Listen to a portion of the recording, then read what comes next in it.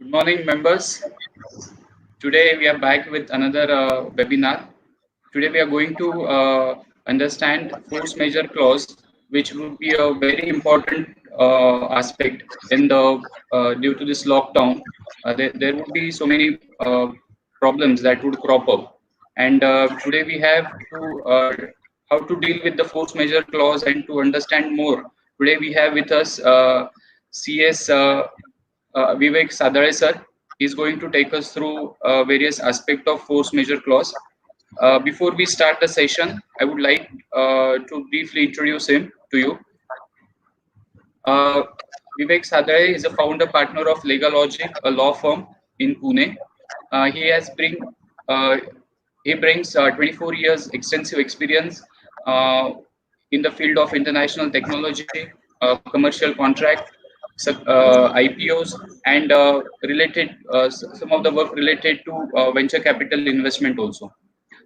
He was working earlier with Persistent Limited for 13 and a half years as company secretary and head of legal and investor relations.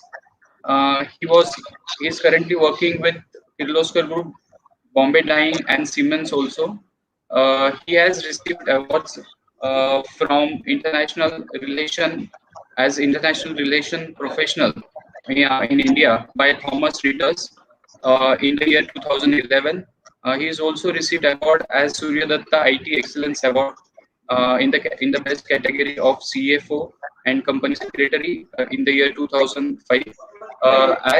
As you know, he is a fellow member of company secretary and he is also associate member of ICMA.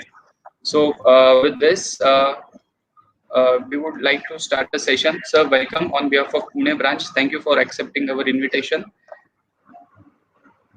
Thank you so much, Yes. Abhishek, and thanks Karan and Prasad Bhalerao for inviting me here today to speak and putting this together at such a short time. And I know, these are testing times, so thank you so much. And Right. good morning to Now, all of you, before we ladies and start, if you gentlemen. could just tell how the flow would be so that members would be in better position to understand of the program. Sure, I will do that. And good morning, ladies and gentlemen. I'm very happy to speak today on this topic, which has kept us busy for last 2-3 weeks. If someone would have told me 6 weeks back that this is a topic that you're going to speak with chartered accountant community, people would have thrown stones at me saying that you've gone crazy. But here are we, and everyone's calling and asking questions. Can we invoke? What does this mean if this gets invoked? So I'm going to talk about force majeure and what we call as a frustration doctrine of frustration under the Contract Act. I'll try and keep it business wise, not try and use too much of legalese. Try and keep it as simple as possible. Karan is going to moderate the session today, so all questions that you put in, Karan is going to put it back to me, and I'll try and answer all of them to the extent we can. We have 1 hour time. So in next 55 minutes, my agenda is going to be to speak for 15 to 20 minutes on the topic, and then throw it open for questions. If we have more time, what me and Karan discussed yesterday is that I'll also talk about the employer and employee obligation at this time, and that's coming to the fore as well. You've been reading in media in terms of what is happening on the ground. You people manage finances for your clients, and there are tough times for the businesses. So what happens to the employees in this time with the Prime Minister making an appeal of not laying off people and what have you? So I hope I can touch on that, but I'll keep focus on the force majeure clause, which is the topic today. Uh, Abhishek, is that all right? And can we start with the topic? Yes, sir, absolutely. Okay, thank you. And Karan, what my hope is that we could, wait for the questions to be aired in next 50 minutes. I'll prompt you, and then we can start the Q&A. Yes, sir. Absolutely, sir. All right, Yeah. thank you. So, ladies and gentlemen, good morning again, and thank you for joining today. this is a topic which has come about and which is something which we call as a boilerplate clause. And most of the times, including the lawyer community, would not pay heed to this particular clause. Or what happens is, when you are writing a contract and you get buried under various aspects of contractual back and forth and negotiation, force majeure is not something that people would keep a very clear eagle eye on. What I mean is that this clause gets templatized and is used from one to another without trying to understand what the implications of all of these are.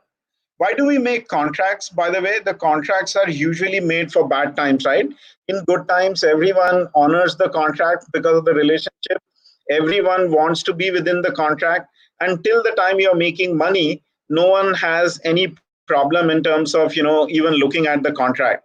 But when I look at contracts, I look at it only when there are bad days, and what we call as, if there is a doomsday scenario, what will happen? Many a times when we are talking to clients obviously talk to, and I'm sure when you talk to your clients, you would receive this feedback as, let's not talk any negative, some of these things, when it comes to termination, when it comes to some of these negative covenants in the contract, they may not play out as much as you would want them to understand. There's a concept of risk mitigation. There's a concept of risk framework that all of you as chartered accountants are very clearly advising your clients on. I'm not too sure if anyone looked at force majeure with that intensity that I'm sure each one of us would look at going forward. So it is because of the reason that hardly there is any discipline that has escaped the impact of COVID-19. There's just no one. Okay, there's just one company, which is DMart, which saw their share price rise for obvious reasons, but everyone else took a beating, be it a large or a small company, be it a large business or a small business. It is impacting all the legal and contractual framework, and with that, it is impacting relationship. Remember that contract is made to, as I mentioned a minute back, is to maintain relationship. And unfortunately, what's happening with COVID-19 is, while it's impacting contractual framework, it's impacting relationship as well. Now, with your employees, with your vendors, with your customers, with your landlords, all of them, you have something in your mind that, do I save cash flow? Do I pay? Do I not pay? How do I work on it? And then on top of it, you have social media, which paints all kind of pictures. So that's the backdrop in which we are looking at what we call as force majeure. In coming days, my sense is that the courts across world, including India, will be saddled with number of cases involving COVID-19, which is effectively on the manpower rationalization, which is retrenchment, layoff, salary alignment, and whatnot, closure of business units, disruption in supply chain, non-performance of contracts, calling off projects, implementation delay, and what have you. So the list is long. The questions that are coming to us are very intriguing, and not that I'm surprised that every day the questions continue to increase. And therefore force majeure has become a mainstay. It is of course about business, and it's not about legal at all. I'm of the firm belief that everything is about business and life, and the rest is subservient to it. So the force majeure clause is just one aspect of the overall business that you are looking at. And I'm told that one of the most searched terms on Google has been off late on the business side is force majeure, and I'm sure many of us on the webinar today are party to it as such. So effectively, what is a force majeure? The good news about it, and therefore a bad news, is that it is not defined in statute, which means like a definition of a director, which you find placed in Companies Act. You don't find force majeure as a word used under the Indian contract law or in any other legal statute that you have. So it's a British concept. This is also in another manner called as doctrine of frustration, and we're going to talk about both of those aspects in a while from now. You need to remember two words, force majeure and doctrine of frustration, under section 56. Both are very, very critical from our perspective. India is a common law country, which means that the Supreme Court, High Court, what it decides also becomes law apart from the statute in itself. Now, what happens is with the case laws, you read the law along with the case law. Like we have several of those under the income tax, which Supreme Court and the high courts have adjudicated on, and you are looking at something which is similar on both of these concepts. It's a French term. Usually we have Latin terms in law, but this is a French term. And as you would think, French laws are extremely difficult to understand, and so is this force majeure as such. The word force majeure simply means which is outside of control of the parties to contract. Okay, and in normal sense, many people would then call that many of things are outside my control, and the code does not look at it merely from this standpoint. Its meaning and applicability depends on the wording of the contract intended to anticipate unforeseen events and remedies for what happens on their occurrence, which means that you have to look at the circumstances along with the wording in the contract to determine whether the court would look at a particular aspect of force majeure being applicable to that contract or not. So people ask us that whether COVID-19 is a force majeure event, and our answer to that is that the force majeure event has to be looked upon to the contract that you're looking at, and then determine whether this could become a force majeure event in relation to the contract that you're looking at. You can't paint the whole landscape with one principle in this particular case, and especially when you have a contract with a force majeure clause, then it has a different connotation altogether. There are possibilities, by the way, that some contracts might not have visualized this eventuality or would have restricted wording of this particular clause, and therefore there is no explicit force majeure. It has to, rather, there is no default force majeure. It has to be an explicit clause in the contract. We have not had this magnitude of issues so far, which cut across the boundaries, and it is therefore not something that anyone has envisaged, and therefore obviously it is absent in statute books. Also, most of the contracts do not have a specific mention. Obviously, COVID-19 could not have been mentioned, but even this situation, right, as a principle embedded in the contract was not something that we find in most of the contracts as such.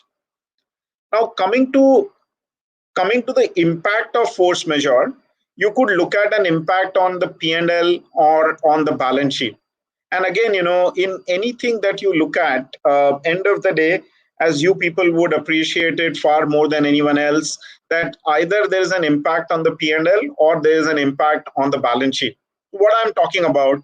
So if you look at mergers and acquisitions event or an investment round which is taking place, and then you have contract signed but has not yet been closed, which means that the contract is signed and there are certain conditions to be completed by the parties before which the transaction is going to be consummated.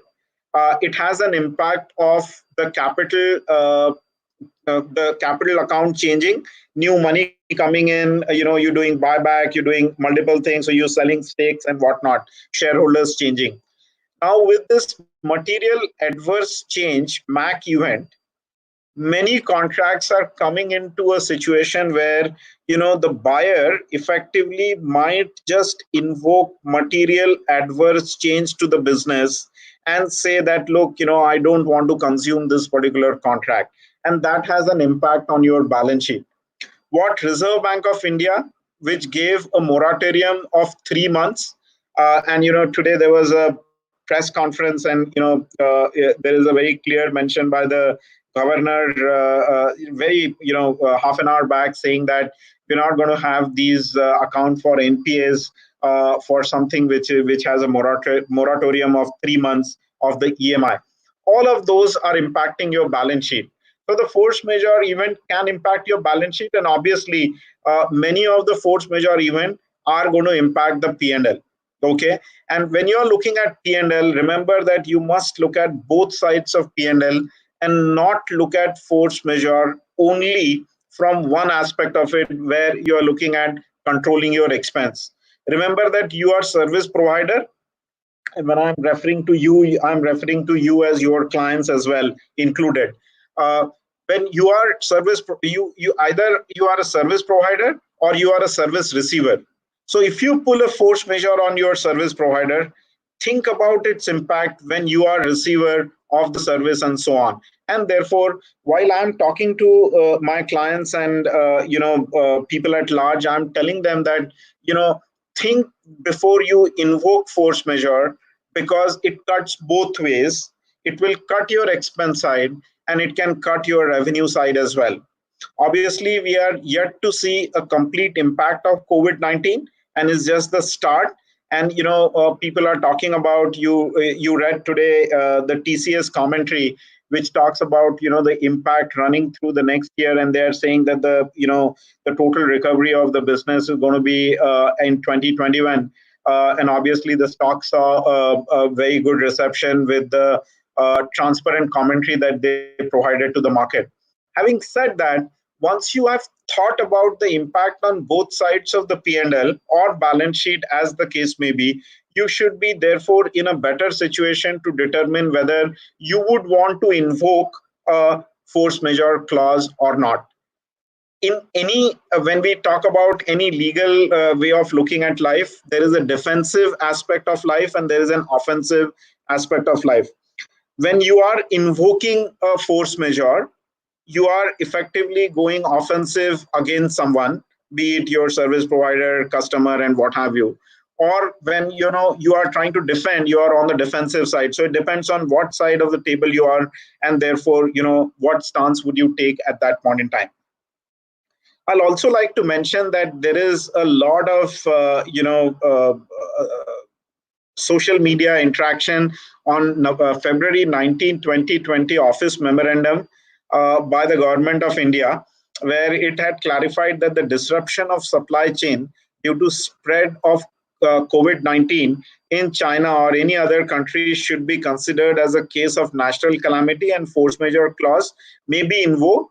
And remember the words, wherever considered appropriate following the due process. So the words don't give a clarity whether the government intended to, or the other aspect is, can government force a force majeure across the board. So my view obviously is that it is specific to a particular question, it was specific to a particular situation, and we cannot paint it again, as I said, one cut fit all kind of strategy. It applies in case of China or any other country. The term wherever considered appropriate seem to be vague and lacks finality. The memorandum is silent on the business deals between Indian parties, and the legal applicability of memorandum will be tested in the court of law, and we don't know how it will pan out.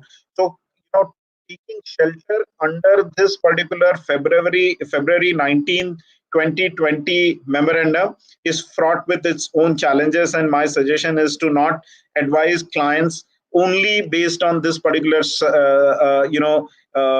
particular circular that came, and everyone is sharing it with everyone without understanding the ramification associated with it.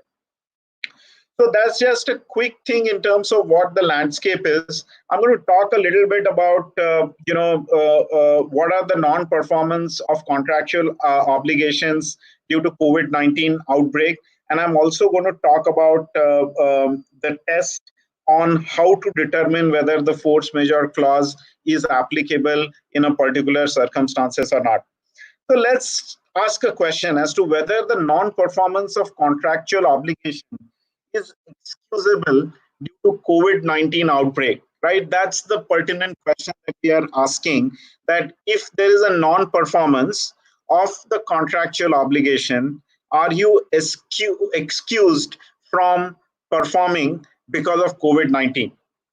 So at the outset, all must understand that there is no universal response to this question. Okay, there's no one cut fit all strategy. Most of the contracts may include the force majeure clause to address the party's obligation under circumstances which are beyond their reasonable control. And then one of the parties may invoke this clause and say that, I cannot perform on the basis of force majeure situation. Okay.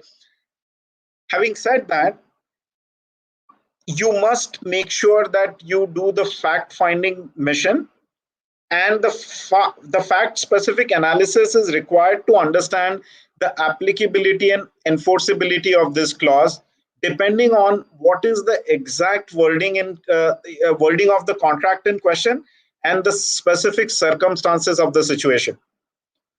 When it is used in relation to contract, usually it refers to occurrence beyond the reasonable control of the party, and therefore it is important that it has to be explicit and not implicit in the contract. Now let's take a look at what are the steps to be taken to understand whether a force majeure clause, if at all it is present in the contract. How do you identify that? Now we are looking at two sets of contracts. One is a domestic contract and the second is a cross-border contract. So the first step in any contract while you're referring to, especially in relation to force majeure, is to identify the governing law of the contract. So the governing law is important because many a times when you're dealing with, say, a US customer or a UK customer or a Singapore customer, you would possibly have the contract being governed under those jurisdiction, and therefore the Indian contract law may not apply, and you need to then look at what is the local law and decide for yourself as to what works and what does not work in that jurisdiction. Assuming that the Indian Contract Act 1872 applies, remember that the Contract Act is 1872, but it's such a nice piece of legislation that even in these times, in these trying times, it has answers for everything. So Section 56, as I mentioned before, and Section 32, which is effectively the consequence, both come into play if the governing law is India. The second step is to identify and review the force majeure clause, what is explicitly stated under that particular clause in the contract. Once you have done these two things, you need to then understand what is the standard of performance according to the contract. So what do I mean by that? The force majeure clauses may vary in terms of how they codify the standard of impossibility of performance, which means that some clauses may provide for immediate termination, or some clauses may say that there is a temporary suspension and both parties are allowed not to perform during the time the force majeure conditions exist. And you therefore need to understand as to what are the consequences, if at all, the force majeure has mentioned in the contract itself, and the contract will run exactly according to what is expressly provided for in the contract. Okay. And then the most important question is, how are you being prevented from performing the contract? So think about it. If your client is in the ITES sort of activities, you can very well say that the customer possibly can work from home and deliver. So the courts go and see whether it is actually really beyond the control of the party to invoke a force majeure. Okay, it has to be really outside the. So, say for example, if the cost increases, if there is a hardship, the courts have said that we are not going to come and make any judgment because it is hard on parties to perform, that there is a force majeure situation. No, it has to be a situation where it is absolutely beyond the control of the party to perform the contract. So these are the four steps. Remember, I'll repeat it. One, check what is the governing law. Second, identify the clause and read the clause well. See what is the standard of performance according to the clause in the contract. And four, most important is to identify what are you being prevented from, and is that prevention absolutely beyond your control. So that's something which is a test that you would find in terms of looking at a force majeure situation. And the last, if you determine that all is in your favor, then should the notice be given, and what are the requirements of providing that notice that will conclude effectively if you are doing all diligence in terms of invoking or defending a force majeure situation. So I'll stop here for a minute and see if Karan has questions for me. Else I'll talk about section 56. Karan? Sir, we have a few questions. I'll read out one by one for you. 1 second. Yes, sir. So the first question is, how does force majeure impact notice period if employee gave resignation before compulsory lockdown, as well as cases if resignation was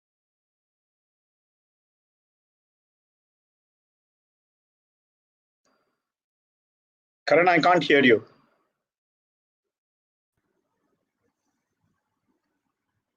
Hello, Yeah, Vivek Karan, sir, I are you lost there? you.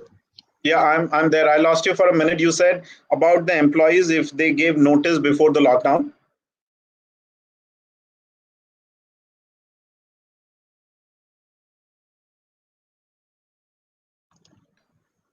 Vivek sir, are you there? Yes, I can hear you well, Karan, but I'm losing you in between. Yeah. Did you hear the question, sir, or should I repeat it? Can you repeat that once, please? Yes, Thank sir, you. please. Yeah. How does force majeure impact notice period if employee gave resignation before compulsory lockdown, as well as cases if resignation was given during enforcement of the lockdown? Over to you, sir. Okay. Okay. So the answer to this is that employee contracts usually would not get into any force majeure situation. The employee contracts are governed by the labor law prevalent in the country, and the contract that you have with the employee. But the force majeure conditions do not apply in the employment scenario more often than not. But answering the question as to if the notice has been served before the lockdown was imposed, then at that point in time the notice would be in continuation of your contractual requirement, and based on the contract, if the person who's given the notice to the employer continues to adhere to that, he should be good and well within that particular contract. Should not be an issue. Second is, if you are looking at terminating any employee during the lockdown, as you have seen and have read number of notifications which have barred uh, any termination as such, and labor office is coming very very aggressive against the companies, and we are dealing with few of those cases at this point in time, representing clients and helping them answer with labor department.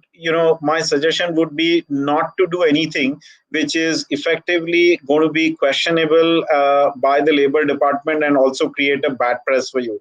So the answer is, during the lockdown, if there is any termination by the employer, that should be avoided to the extent the employer can, because of the notifications and the advisories that we have. But if the employee gives a notice and he wants to move on, it would be as per the contractual provisions under your employment contract. Correct? Yes, sir. Should I go to the next question? Please. Yeah. For payment of wages or salary during the lockdown period, which category of them are excluded? At present, it seems all are covered. That is correct. All are covered. The wording that has been used is loose. In the statute, the word employee has a different connotation to the worker, to the contractor, to the independent contractor, and what have you. But the notifications as well as the orders which we have seen are using all of these loosely, and therefore it has to be read in the interest of the employees, and therefore everyone, whether he is categorized as a blue collar, a white collar, a worker or otherwise, everyone will get covered as a protection to them at this point in time if we were to read it in the interest of the employees. Sir, the same person has continued his question further. Should PL Mhm. and other paid leaves be adjusted against the salary pays? So any change in condition to the employment can be done only with the consent of the employee. Okay. So one of the things very important to understand is that there is an employment contract, whether you do it as a letter or what have you. It's a contract between the employer and the employee. And the way it goes is that if you want to make a change, you can't make a unilateral change unless the other person has consented to it. It will not be effective and can be enforced. I'll give an example. In good times, if the employee were to move out without giving employer the notice, obviously the employer has a right to come after the employee.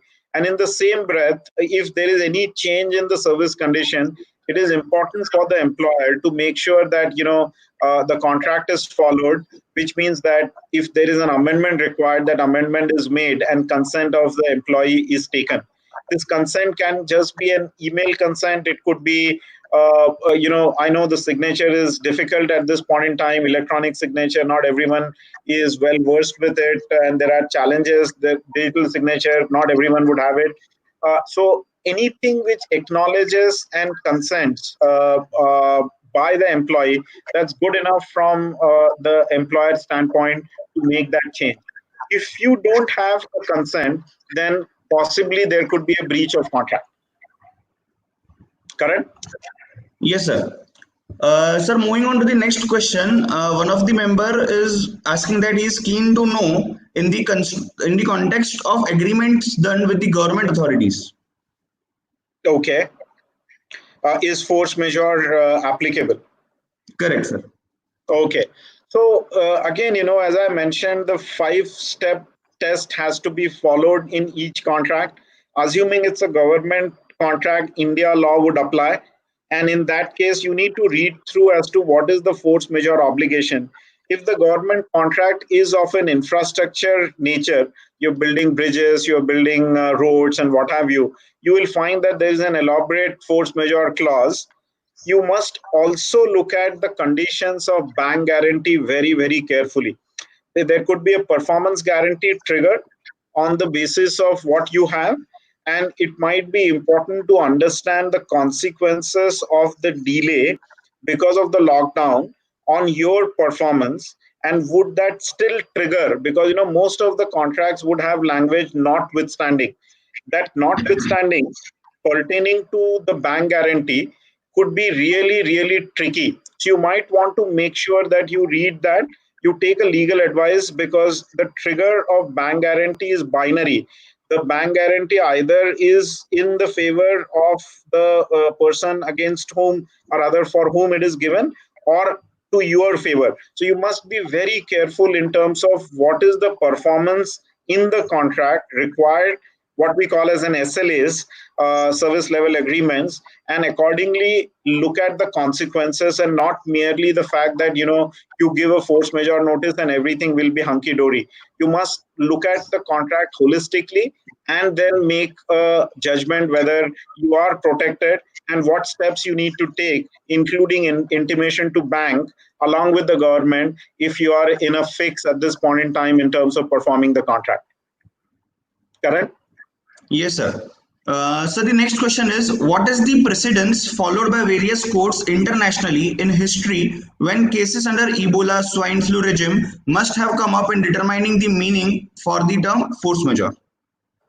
Okay, very nice, very good question. And there's very little. See, this is the first time that everyone on the planet is impacted. Okay, this is the all other pandemics, as the WHO had called, were relatively local and relatively not impacting everyone. This is like completely an unprecedented situation.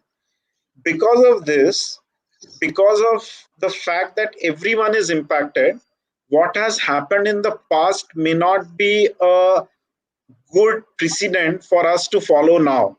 again, what has happened in the past with some of the pandemics that you just mentioned, current, the courts have gone and done the review in these 5-step process, and we are assuming, as what I mentioned to you, these 5-step process is what is the precedent by the court in terms of how and when it interpreted these force majeure clauses or doctrine of frustration in terms of their ability to grant relief or not grant relief. So the precedent has there have been one, but the question also arises is is this insurance related aspect? Can I invoke insurance? Okay, one of the risk mitigating strategy on all contractual thing is that you buy insurance. And while the life insurance companies in India, as the association, have come back about 10 days back, they issued a clarification saying that we are not going to invoke a force majeure clause. Having said that, current, the liability policies which you and me take, which is like professional indemnity, errors and omission policy, D&O policy, any of those policies, if there is any claim because of this COVID-19, we are not too sure if the insurance companies will invoke on the liability insurance policies a force majeure clause, and how that will pan out. So there is no clear answer to this particular question, unfortunately.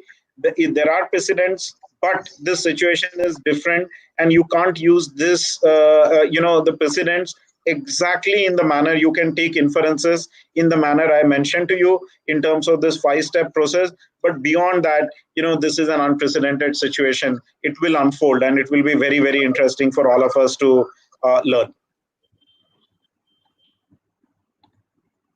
Correct? Yes, sir.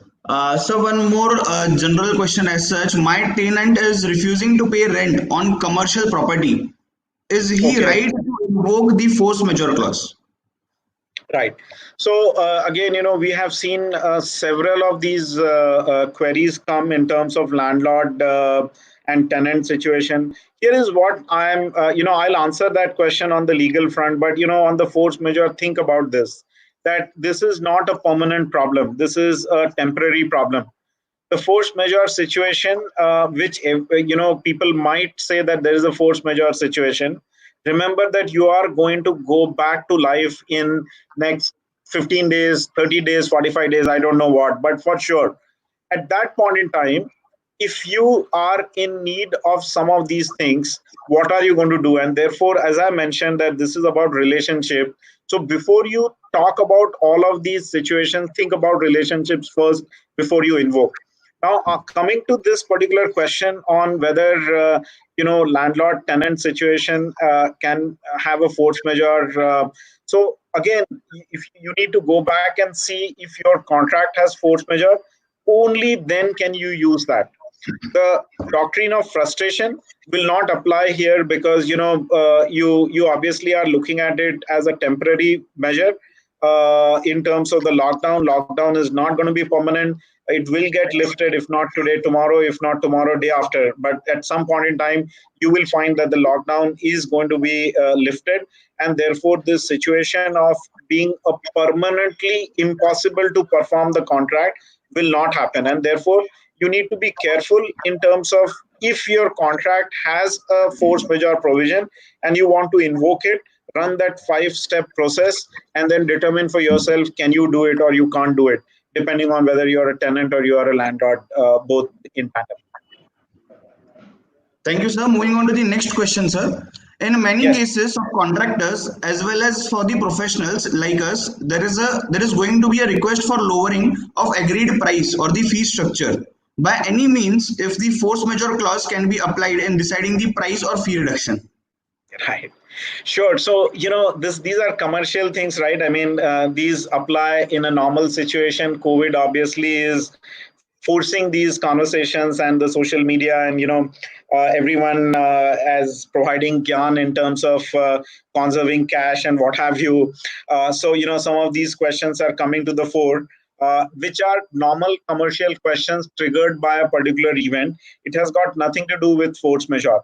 The force majeure per se is a temporary stoppage of something that you did not think at the time when the contract was being made, that the situation would arise and make it difficult for you to perform the contract. But a change in price is a commercial call and decision that each person has to take. Else there are termination provisions, and there is a different service provider possibly waiting in the ropeway to catch the flight. So, I think that question is not a force majeure question, but it is both parties to decide what is right for them to, continue to be in the contract or go outside of the contract. Correct? Yes, sir. Sir, from Limitation Act point of view, for counting any period of limitation, will lockdown period need to be excluded? Now, what has happened is, assume that you are already in a sub judice situation where you have filed something, and there is a timeline within which you need to respond to something. The Supreme Court has very clearly said that all those limitation period will not apply. Okay, so there will be a concession given for the period during which there is a lockdown and during which there is a hardship. That limitation period will get extended to that particular time. So, there will be a sympathetic view by the courts, given that Supreme Court has already come up in one particular instance in terms of the matters in front of Supreme Court and related matters, where the limitation will get extended to that way. So yes, I mean, that's a very interesting question and thought. It will by all means looked upon with sympathy, and therefore, so for example, National Company Law Tribunal is completely closed. The courts are closed completely. You can't do much at this point in time. Certain courts are operating with video conferencing and what have you, but that there is a limitation in terms of technology and whatnot. We are just learning. Everyone is learning on the fly. So all of those will be considered, and I'm sure a sympathetic view will be taken for increasing the limitation period. Sir, two related questions coming up. Mhm. Number one, in what conditions under the COVID-19 scenario can the force majeure be enforced? Number two, what is the application of force majeure, or what is the implication of having applied the force majeure? So let me talk about the second question first, and the first question will get answered there itself. Is that the consequence when you have a valid force majeure clause enforced is the consequence as stated in the contract, okay, or in your notice. So, for example, if you invoke, let's talk about the government contract that you had seen. Rather, the question that came for the government contract, it's an infrastructure contract. You invoke force majeure, saying that it is becoming difficult for us to perform. At that point in time, the contract itself would have consequences. That one consequence could be both parties will not face consequences of non-fulfillment of their obligation during the force majeure period. So if say the force majeure period runs for 40 days, which is what this lockdown is, or 45 days or 60 days, then during that time frame, both parties are not being required to perform the contract. There is a temporary stoppage. The second question could be that the second question to answer is that if the force majeure condition continues for a longer time, then force majeure clauses have a consequence that the contract can get automatically terminated. So, for example, if there is an earthquake where there was in Bhuj in 2001, or tsunami in Chennai and related areas, at that point in time, it did not last beyond a particular time frame, and therefore, the termination didn't get triggered. But many of the force majeure condition, act of God, natural calamity, they got triggered for a temporary time frame. So my answer to that question is the consequence after you have seen the force majeure and issued the notice is that there could be a temporary stoppage of the contract, and the obligation of the parties come to standstill. And if the force majeure conditions prevail for longer duration of time, there could be a provision of terminating the contract automatically because of the force majeure condition continuing to run for longer period as envisaged in the contract. There could be liquidated damages, there could be multiple different scenarios, but these are few things that in the normal force majeure clauses you see current. Thank you, sir. Moving on to the next question. Loss of profit policies. How can now these be invoked by the business units? Okay, that's another good question. That you need to look at what is the trigger for loss of profit policies. Okay, so for example, if there's a fire in a particular factory or in a particular office, then for the time that you don't use that, you are not able to use that particular place, and uh, all of that is a loss of profit trigger.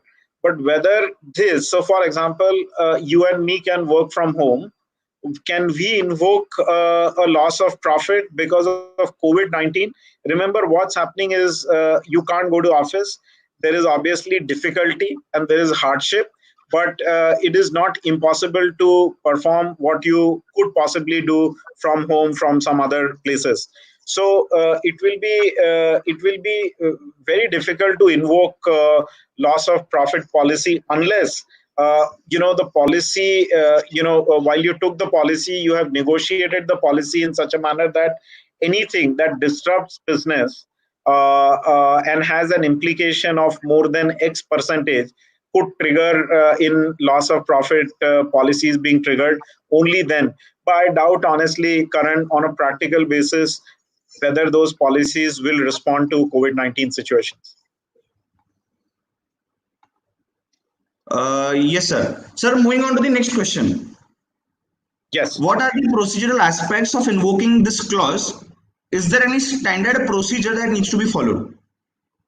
Yes, so as I mentioned, it's a five-step process. I'll repeat that for everyone. One is try and see what is the jurisdiction, read the clause, read what is the performance expected, standard of performance, look at consequences, and then send a notice. So five-step process that you need to follow. Read the clause well. Sorry, first step is to look at what is the jurisdiction, read the clause, look at what is the standard of performance, look at what are the consequences of force majeure, and then look at the notice clause. If you follow these five steps, you don't need a lawyer actually to send a notice out to someone invoking force majeure clause. Sir, we have one last question as of now. With Yes. respect to the drafting of a force majeure clause in agreement, whether there can be an alternative clause of immediate termination of the agreement or an amendment extending the period of the contract. Yes, both are possible. The Contract Act gives you a complete freedom in terms of how you would contract, and there are no restrictions as such imposed on the parties till the time the void contracts. The contracts have provisions which are void under law, and there are very few things as such.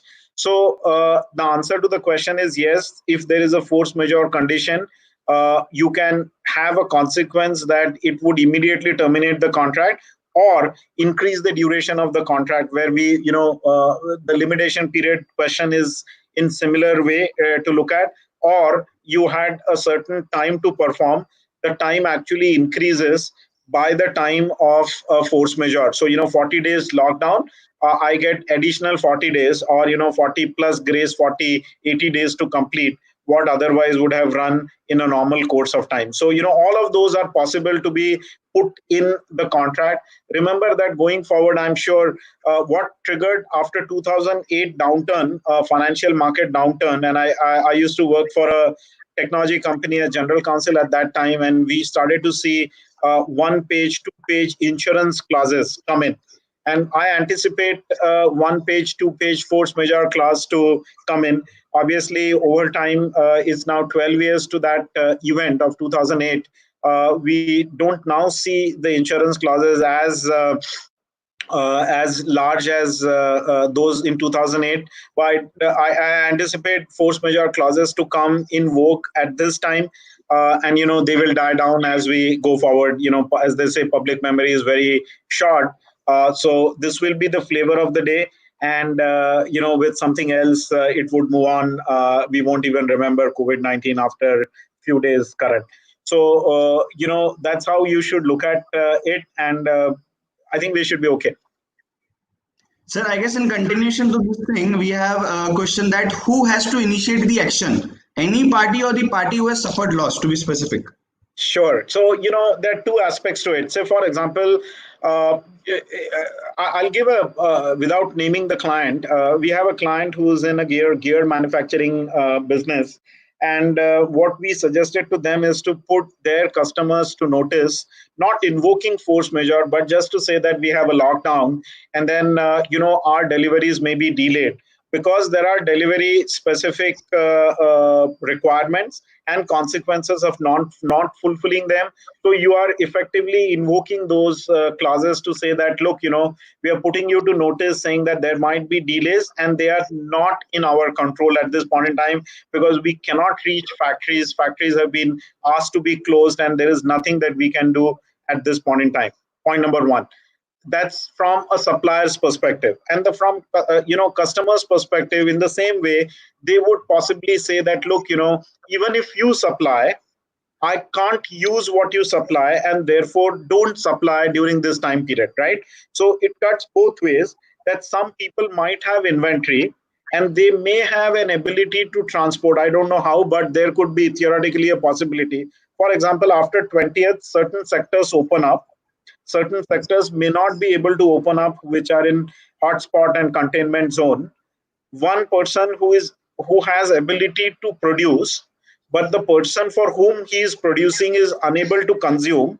At that point in time, the person who's unable to consume, who's the customer, might say that even if you can produce, don't produce, because I can't consume it. That is his raw material. I can't consume it for my end product and can't sell it.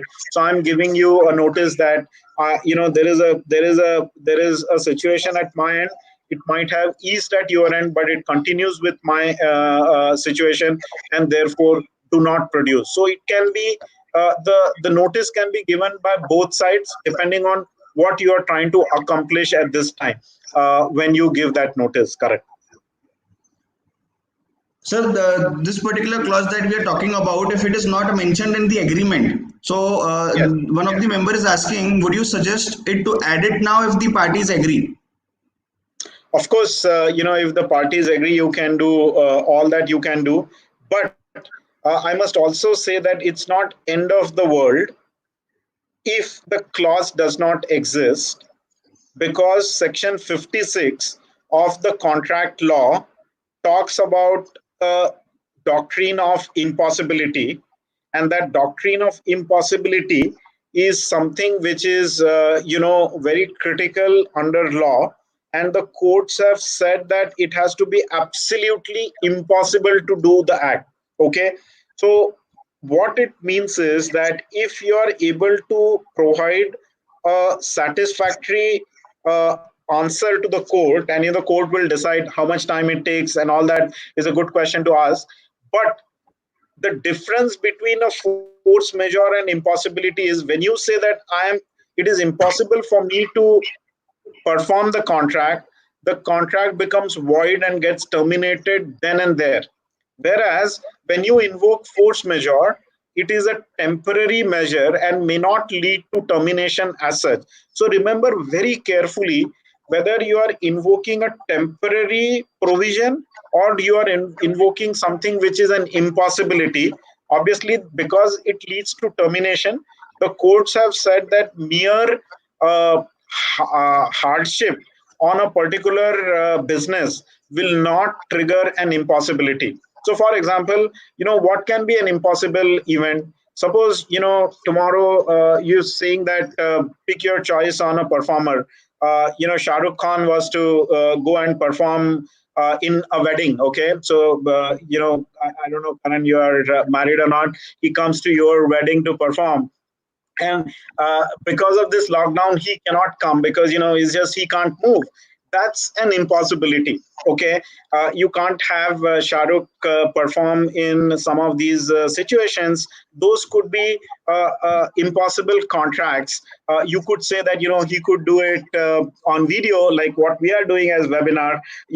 That still may not serve the purpose, and you say that no, I was trying to pay him premium because he was live and in front of everyone.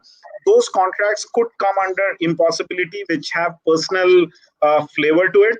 But something which has you could work from home, you could arrange from something somewhere, those courts will not grant as impossible to perform. So that's the difference between, if you don't have a clause in your contract, check if you could be in an impossibility doctrine, and you are okay to terminate that. If you are able to invoke and you say that it is impossible, it will get terminated immediately. So that's the way to look at a doctrine of impossibility versus force majeure clause.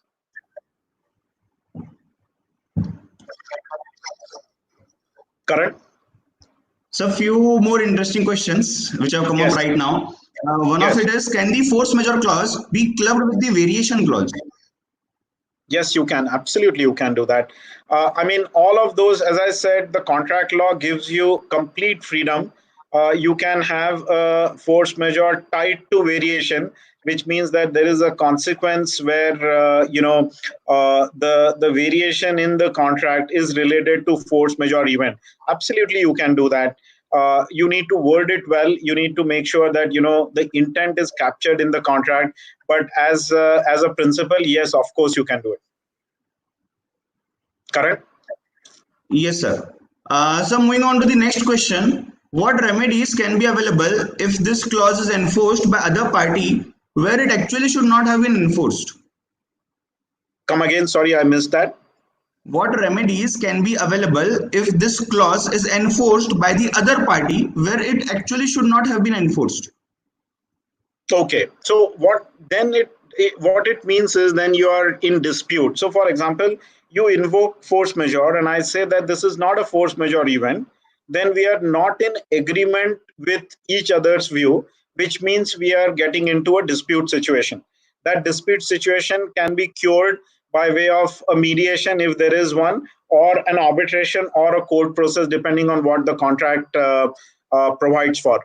But and therefore, when I started, I said that I anticipate a host of these situations come to the court, because many parties who invoke force majeure uh, situations in the contract, and someone who is impacted with it resists that, would effectively mean that there is a dispute between the parties, need to be settled per what the dispute resolution mechanism stated in the contract. And if there is none, then you can go to the court and enforce your right under the contract. Thank you, sir. Moving on to last two questions. In case if a company or an entity suffers tremendous loss due to the COVID-19 situation, can they terminate employees on the ground that there are no sufficient funds for making any payment? Right. So, I mean, we've seen this on social media. We are seeing it by clients, and this is a real issue. And everyone is expecting, like what you saw in the US in terms of wage subsidies coming in. And one of the ways that many countries have done, including Canada, UK, US, is that they are saying, if you continue to employ people, we are giving you soft loans, and they will be converted into grants if you continue to show the same level of wages that you gave last year, as the test will be after 1 year's time. Okay. In India, except for one provision where the PF is going to be borne by the government for those employers who are less than 100 people company, and those 90% are drawing less than 15,000 salary. Those have been provided a relief that the government will pay both the employer and the employee contribution. Beyond that, there is nothing that has come as a direct tangible benefit by the government at this point in time. Therefore, there are questions that while there is a lockdown which has been imposed and which is creating hardships on the businesses, and if they don't have money, as to how do you enforce the why and how is the order enforceable and things like that. There's no clear answer at this point in time, and the businesses are therefore taking their own way of dealing with it. If you don't have money, you don't have money. But my sense is, before you initiate any of these for your clients, if they come to you, be very careful in terms of looking at what is the best way of dealing with this, with the Prime Minister's office asking for clarity in terms of what's happening with the employees as such in today's economic times as well.